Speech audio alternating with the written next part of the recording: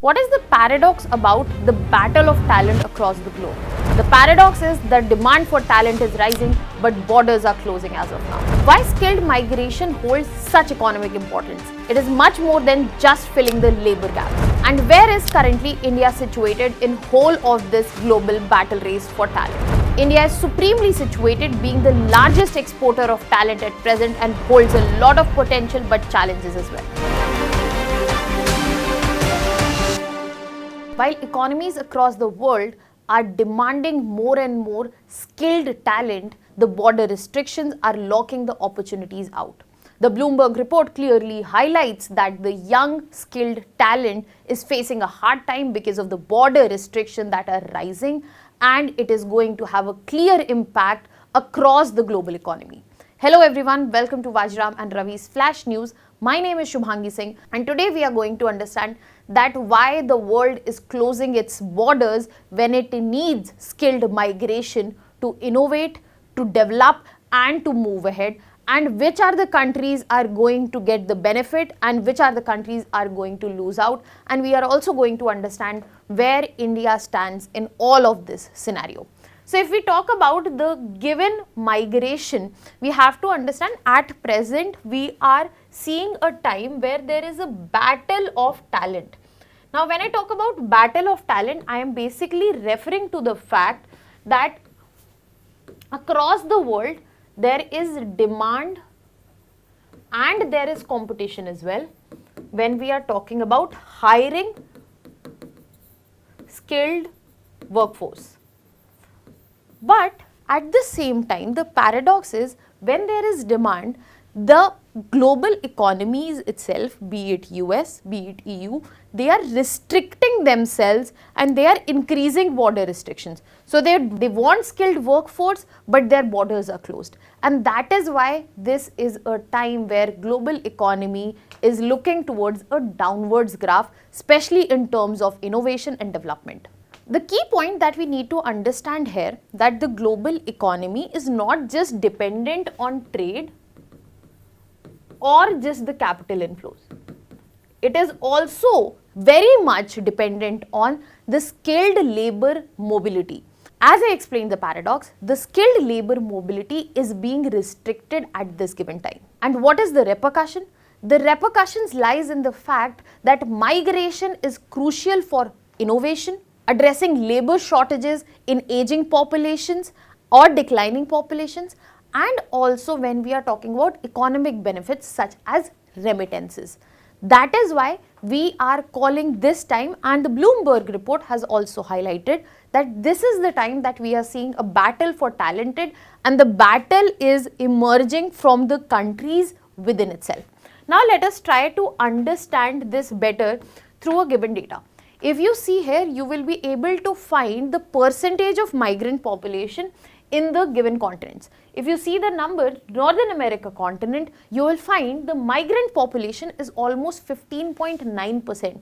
That means a developed continent, especially with the US economy, is having almost 16% of migrant population. If we talk about Europe, 12.7%. And this highlights the cruciality of the migrant population as well. Now let us redirect our focus towards skilled population that we are talking about. As of now, as per the Bloomberg report data, we find that 3.6% of world population is basically migrant. Now if we are talking about 281 million international migrants, out of these we have 20% which are highly skilled, and they are concentrated in OECD countries. What are OECD countries? Let me know in the comment section. And how are they different from developed economies, and what is this grouping that is known as OECD? Now when we talk about these highly skilled migrants and migrants in general, the top countries which are calling in these migrants are US, UK, Germany, Canada and Australia. Basically those countries which are falling in the global north. But when you see the top sender countries, these are China, Philippines, Nigeria and India. If you look at India, India stands as an exporter hub of skilled talent at this given time. But we are seeing a problem when we are talking about skilled laborers, that they are facing challenges and the borders are closing down. Now let us get into the understanding why borders are closing out for them and what will be the consequences, then we will move to there. When we are talking about borders being closed out, there are multiple dimensions related to it. The first dimension is definitely the economic fallout that we are seeing across the globe. Now, it can be related to the international politics as well. For example, the US-China tariff war that is going on. For example, the US-India tussle that we are seeing in terms of FTA. For example, the Brexit that has happened, that has costed a lot of loss in terms of EU integration, that brought skilled migrants to Britain itself, and this geopolitical tensions remains one of the most important causes of the borders and the countries being closed out to skilled migrants. Second thing that we are seeing, domestic policies. Populist narratives which are linking that immigrants, people coming from outside, are taking away the job that are present in the domestic economy. That means pushing out the people of the given country. In both of these cases, US is a very good example. The recent hike that you see on H1B visa of $100,000 fee in terms of application is a classic example that how skilled laborers are being restricted in terms of entry to the country. And we are also seeing that some security and health as well as ecological concerns are present which are further restricting the entry. For example, post-COVID travel restrictions that we saw, or we are talking about terrorism fears that exist in the country. Now this just explains us the why. Let us look into the fact that why it is a problem. Let me explain this through what is the significance of migration. When we are talking about specifically skilled migration, it is definitely about filling labor gaps. For example, Germany will see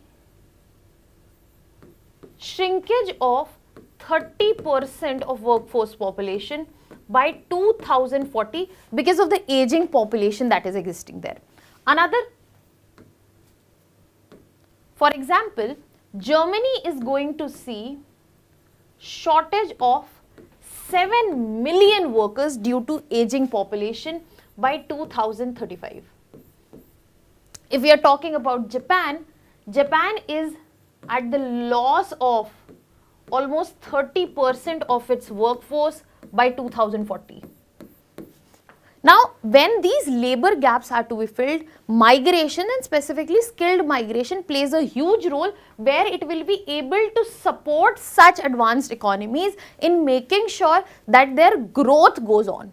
But this is not the only factor. Skilled migration is much more than just about filling labor gaps. It is also about driving innovation. For example, if we talk about specifically US immigration, you will find that 25% of workforce is from STEM area, that is science, technology, engineering and mathematics. That means this is the workforce which is driving innovation in US.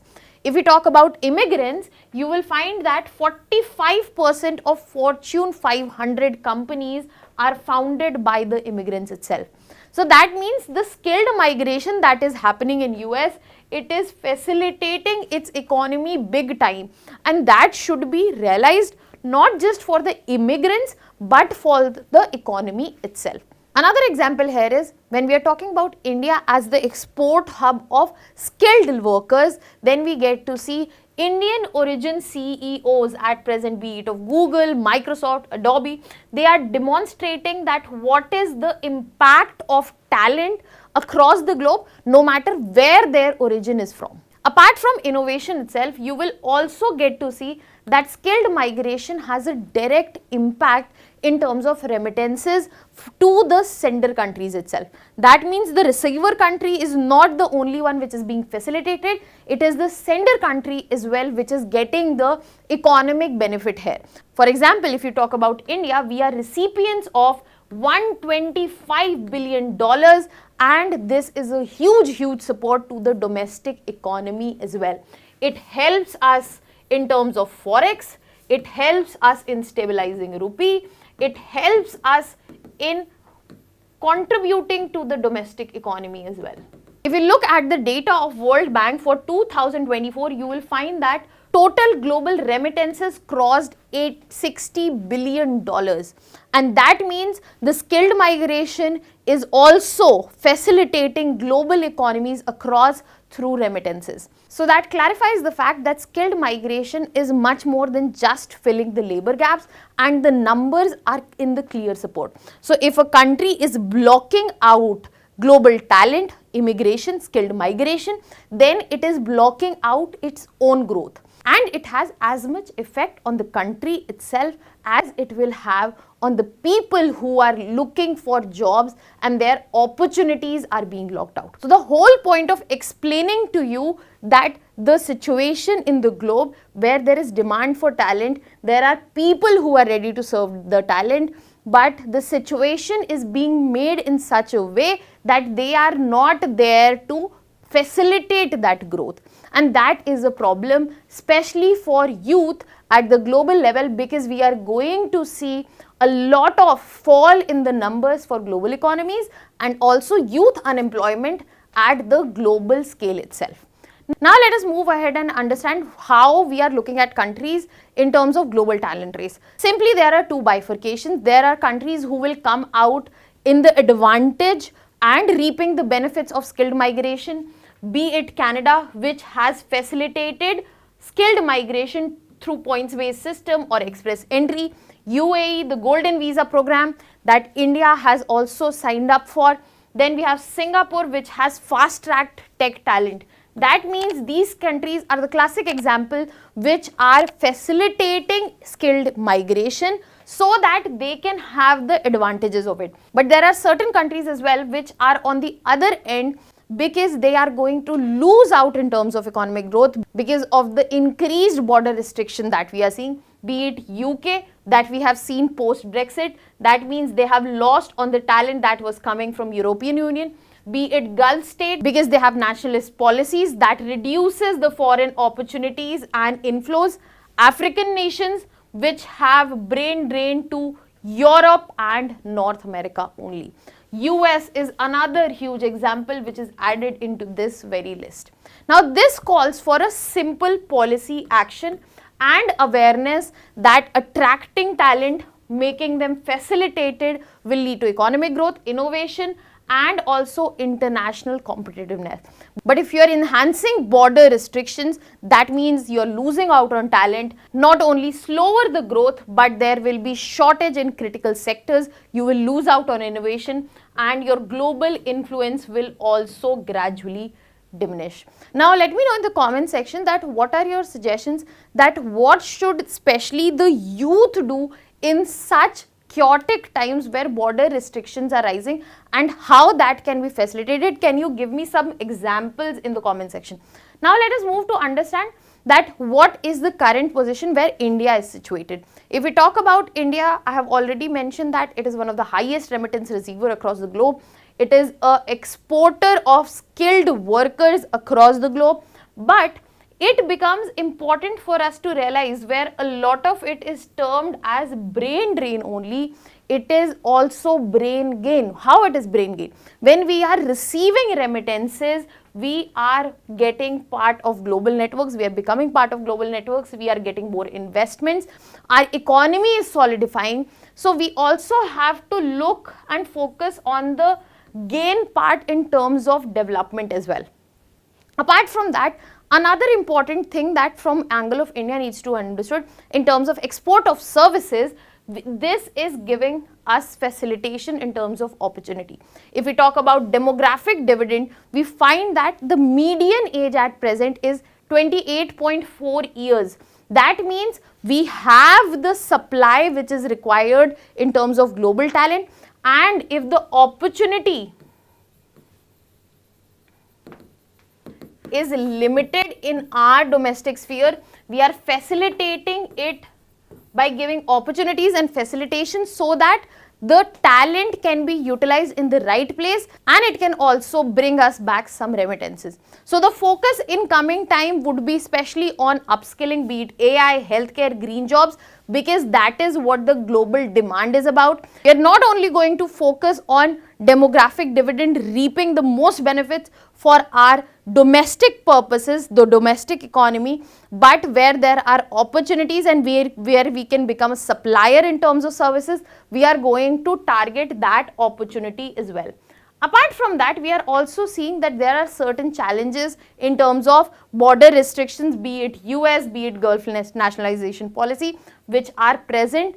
But upcoming trends such as remote work and digital migration, which will facilitate virtual mobility, will be a game changer for India. And the only way forward as of now is to make sure there is a proper policy balance, not just for India but across the globe, where we are reducing on border restriction, focusing on better and strong integration so that the economies are able to have the growth, innovation and development that they require. Now, what are your thoughts on it? Let me know in the comment section. That was all from my side. Thank you so much.